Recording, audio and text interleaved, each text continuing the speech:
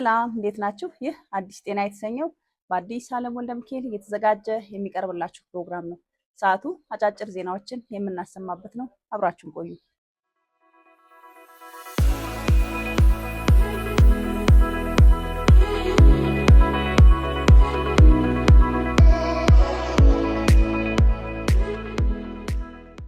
የኢፌዴሪ ጤና ሚኒስቴርና የኢትዮጵያ መድኃኒት ቁጥጥር ባለስልጣን መረጃ በኢትዮጵያ ውስጥ ትራማዶልና ዳያዜፓም አላግባብ መጠቀም በከፍተኛ ሁኔታ እየጨመረ መሆኑን ያሳያል።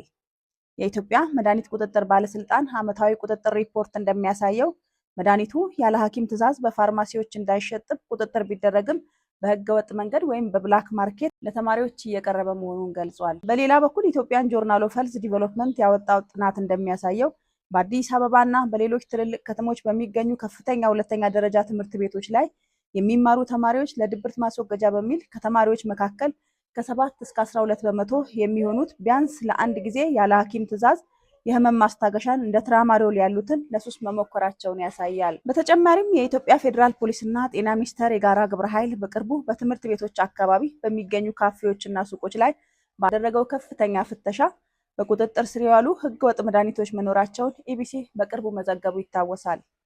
ተማሪዎቹም እነዚህን መድኃኒቶች ካንዲ ወይንም ከረሜላ በሚል ቅጽል ስም እንደሚጠሯቸውም ተገልጿል። ዩናይትድ ኔሽን ኦን ድራግ ኤንድ ክራይም ስለ ኢትዮጵያና ጎረቤት ሀገራት ያወጣው ሪፖርት እንደሚያሳየው በምስራቅ አፍሪካ የሚገኙ ወጣቶች በተለይም ተማሪዎች ለትራማዶል ሱስ ተጋላጭ መሆናቸውንና ይህም በወንጀል የመሳተፍ ዕድላቸውን እንደሚጨምር ገልጿል። እንደ ኢትዮጵያ መድኃኒት ቁጥጥር ባለስልጣን ትራማዶል አሁን ላይ ከመድኃኒትነት ይልቅ ለሱስ መጠቀሚያነቱ እየጎላ መጥቷል።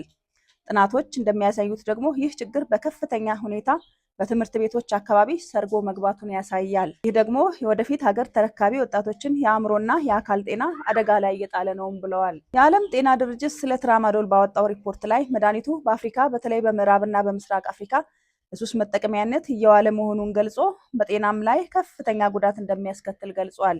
የተባበሩት መንግስታት አደንዛዥ ዕፅና ወንጀል ቁጥጥር ቢሮ በየዓመቱ በሚያወጣው ዓለም አቀፍ አደንዛዥ ዕፅ ሪፖርት ላይ እንደ ትራማዶል ያሉ ሰው ሰራሽ ኦፒዮይድስ ወይንም ሲንቴቲክ ኦፒዮይድስ ከባህላዊ አደንዛዥ ዕጾች በበለጠ ወጣቶችን እየገደለ መሆኑን ገልጿል። በቅርብ ጊዜ በጎንደር ዩኒቨርሲቲ ሕክምና ተማሪዎች ላይ የተደረገ ጥናት ሪፖርት እንደሚያሳየው ተማሪዎች ለጭንቀትና ለእንቅልፍ እጥረት መፍትሄ ፍለጋ ዳያዜፓም እና መሰል መድኃኒቶች ተጠቃሚ የሆኑ መሆኑ ተዘግቧል። የጥናቱ ውጤትም እንደሚያሳየው ተማሪዎች መድኃኒቱን የሚወስዱት ለማጥናት እንዲረዳን ወይም ከጭንቀት ለመገላገል በሚል ሰበብ ቢሆንም ውጤቱ ግን የማስታወስ ችሎታን ማጣት ወይንም ሚሞሪ ሎስ እና ለመማር መቸገር ሆኖ ተገኝቷል። ጥናቶች እንደሚያሳዩት እንደ ትራማዶል ያሉ መድኃኒቶች የአንጎል ኬሚካልን ስብጥር በመቀየር ከፍተኛ ሱስ ያስይዛሉ።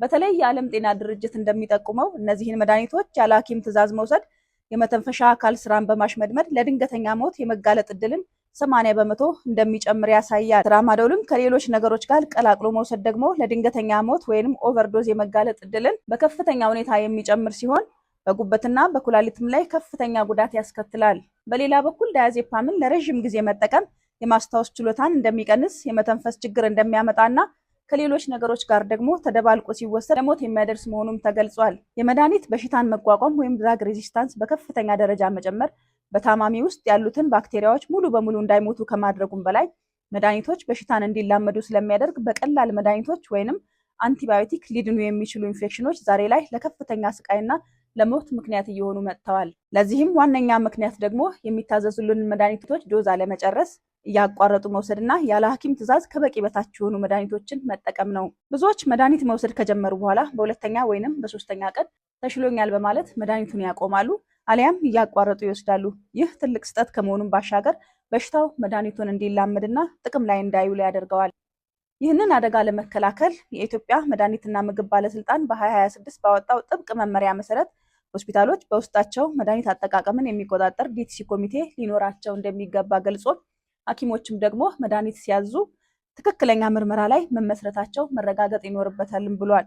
መድኃኒት ቤቶች ማንኛውንም አንቲባዮቲክ ወይም ሱስ የሚያስይዝ መድኃኒት ያለ ህጋዊ ማዘዣ ወረቀት መሸጥ በጥብቅ የተከለከለ እንደሆነ የገለጸ ሲሆን ፋርማሲስቶች ደግሞ መድኃኒት ሲሸጡ ስላወሳሰዱና ጉዳቱ ለታካሚ የመንገር ሙያዊ ግዴታም አለባቸው ብሏል። አያይዞም መንግስት ህገወጥ መድኃኒት ዝውውርን ለመቆጣጠር በየደረጃው ክትትል እያደረገ ነው ያሉ ሲሆን መመሪያውን በሚጥሱ ተቋማት ላይ ጥብቅ አስተዳደራዊ እርምጃ እንደሚወስድም ገልጿል። ውድ የአዲስ ጤና ቤተሰቦች መድኃኒት በትክክል ስንወስደው ጠቃሚ እንደሆነ ሁሉ በአግባቡ የማንወስደው ከሆነ ደግሞ መርዝ ነው። ስለዚህ ለወላጆችም ለመምህራንም ምክር አለን።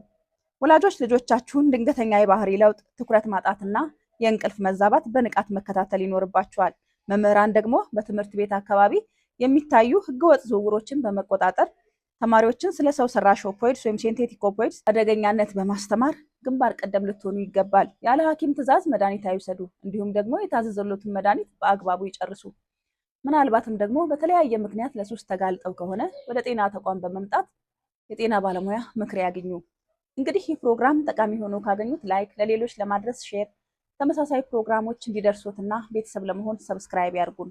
ጤናው ትልቁ ሀብቶ ነው። አዲስ ቀን፣ አዲስ ጤና፣ አዲስ መንፈስ ይሆንሉ።